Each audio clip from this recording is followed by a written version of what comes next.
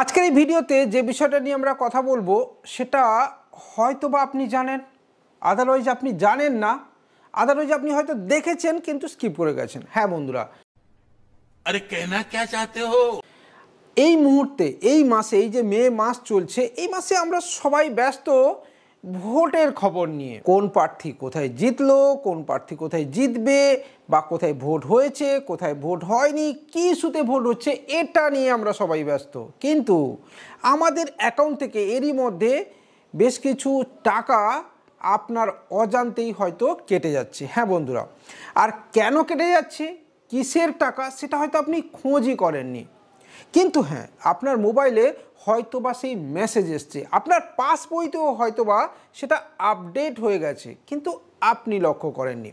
তাই আজকের এই ভিডিওটা আপনার জন্যে। আপনি যদি সাধারণ মানুষ হন, আপনি যদি এই পেজ সঞ্চালক হন বা দোকানদার হন, বা আপনার কাছে যদি একটা নিদেন পক্ষে পাস বই থেকে থাকে, তাহলে এই ভিডিওটা এক্স্যাক্টলি আপনার জন্যে। হ্যাঁ বন্ধুরা, কারণ এই ভিডিওতে আমরা কথা বলবো যে এই মে মাসে 436 টাকা কেন কাটবে, কিসের সেই টাকা কেটে আপনার কি ফ্যাসিলিটি হবে, এবং সেই টাকা কাটা আপনি কিভাবে বন্ধ করতে পারেন, ইত্যাদি ইত্যাদি। তো চলুন বন্ধুরা, শুরু করব আজকের এই ভিডিওটা এখান থেকেই। শুরুতেই জানাই, আমি কৃষ্ণেন্দু ধারা, পূর্ব মেদিনীপুর থেকে আপনাদের জন্য এই ধরনের ভিডিও আমি প্রায় প্রত্যেক দিনই নিয়ে আসি।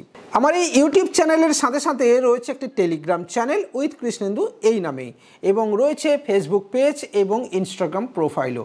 চাইলে আপনি জয়েন করতে পারেন, আর টেলিগ্রামে জয়েন করলে বিজনেস রিলেটেড ইনফরমেশান আপনি কন্টিনিউয়াসলি পেতে থাকবেন। তো চলুন বন্ধুরা, শুরু করি আজকের এই ভিডিওটা এখান থেকেই।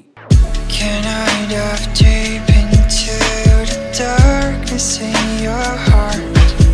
এই মে মাস হলেই আপনার অ্যাকাউন্ট থেকে একটা 436 টাকা ডিডাক্ট হয়ে যাবে। হ্যাঁ বন্ধুরা, সেটা আপনি স্টেট ব্যাংক হোক, পাঞ্জাব ব্যাংক হোক, বা যে কোনো ব্যাংকে আপনার অ্যাকাউন্ট থাকুক না কেন। কিসের টাকা না, প্রধানমন্ত্রী জীবন জ্যোতি বিমা যোজনা বা PMJJBY, ঠিক আছে, বা প্রধানমন্ত্রী সুরক্ষা বিমা যোজনা, এই ধরনের ইন্স্যুরেন্সের টাকা সব মিলিয়ে 436 টাকা আপনার অ্যাকাউন্ট থেকে ডিডাক্ট হচ্ছে বা হবে। এবার কেন এটা মে মাসে হয়? প্রথমত এটা হচ্ছে এই প্রত্যেক বছরই এই মে মাসে এই ইন্স্যুরেন্সের টাকা কাটা হয়। হ্যাঁ বন্ধুরা, এটা ইন্স্যুরেন্সের টাকা। সবচেয়ে বেশি টাকা কাটে স্টেট ব্যাংকের থেকে। হ্যাঁ, স্টেট ব্যাংকের CSPদের এই কারণে প্রচুর প্রেশার দেওয়া হয় এই PMJJBY করার। কারণ ইন্স্যুরেন্স মানেই কিন্তু একটা মধুভাণ্ডের মতো, তাই না বন্ধুরা? ইন্স্যুরেন্সের টাকা কিন্তু প্রচুর প্রফিট, মানে ইন্স্যুরেন্স মানেই কিন্তু প্রচুর প্রফিট মার্জিন আসে।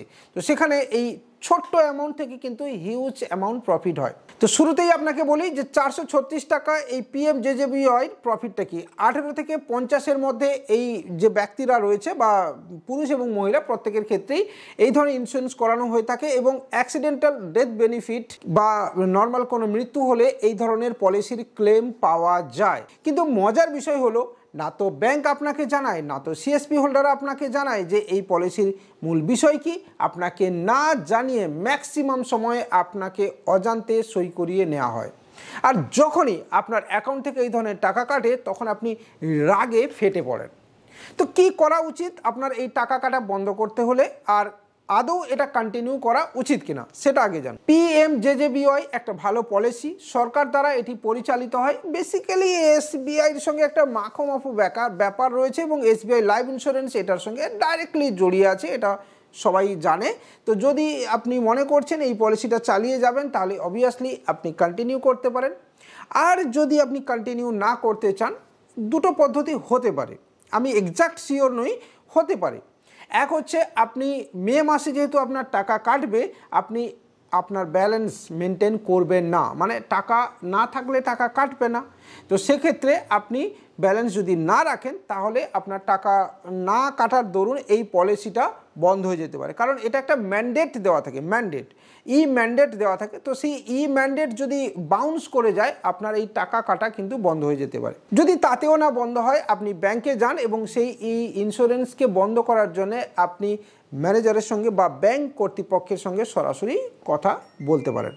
কিন্তু মজার বিষয় হলো, ব্যাংক কর্তৃপক্ষ এটা সত্যি বন্ধ করতে চাইবে কিনা সেটা নিয়ে সত্যিই ডাউট আছে বন্ধুরা। আর যদি আপনি এই পলিসি চালিয়ে যাচ্ছেন, বা দীর্ঘদিন ধরে আপনার এই পলিসির জন্য টাকা কেটেছে আপনার অ্যাকাউন্ট থেকে, তাহলে আপনি কি করবেন?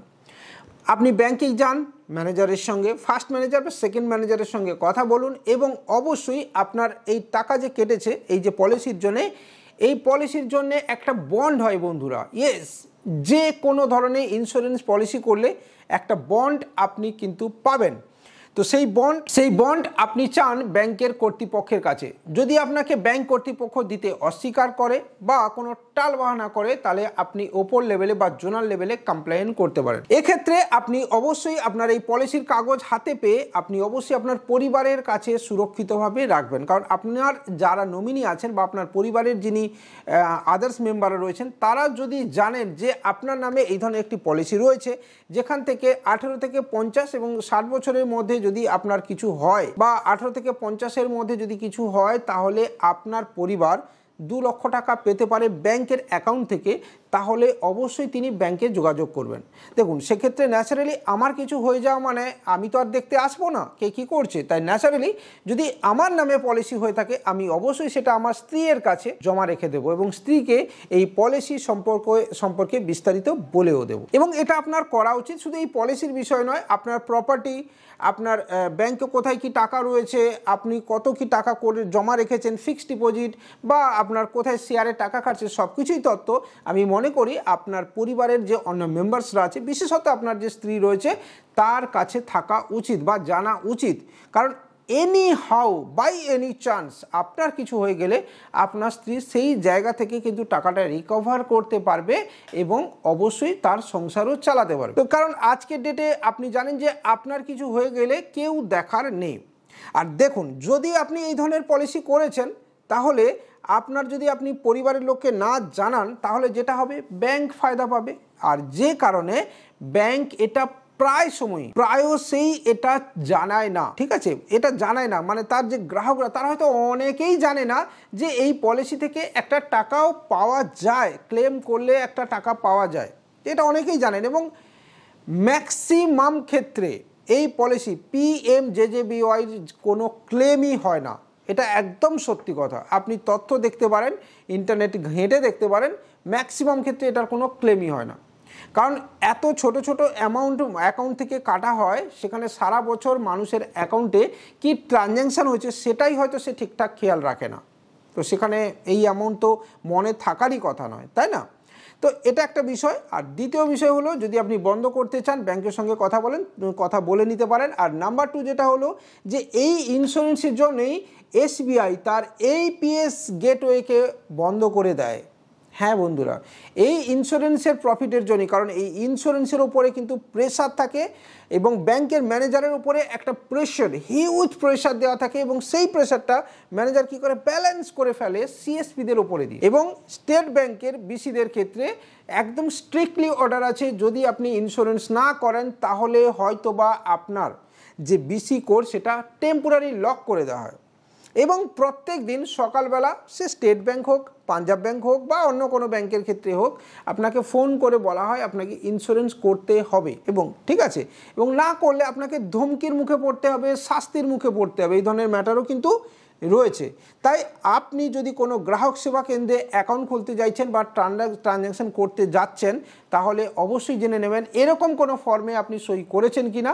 আর যদি করছেন তাহলে জেনে নেবেন কোন ফর্মে আপনি সই করছেন, কারণ সেক্ষেত্রে যদি ইন্স্যুরেন্স করারই থাকে আপনি বুঝে করুন, ঠিক আছে।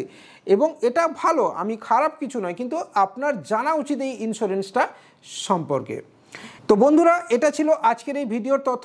কেমন লাগলো আপনি অবশ্যই জানাতে ভুলবেন না। এবং যদি আপনার এই তথ্য ভালো লেগে থাকে, এই টাকা যদি আপনার কেটেছে সেটা অবশ্যই কমেন্টের মাধ্যমে জানাবেন। এবং এই রকম কোনো ক্লেম আপনি পেয়েছেন কিনা বা আপনার বন্ধুবান্ধবদের মধ্যে বা আপনার পারিপার্শ্বিক কেউ পেয়েছেন কিনা সেটাও আপনি জানাতে পারেন।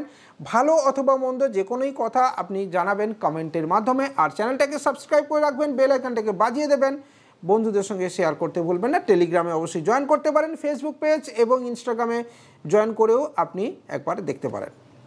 বাই।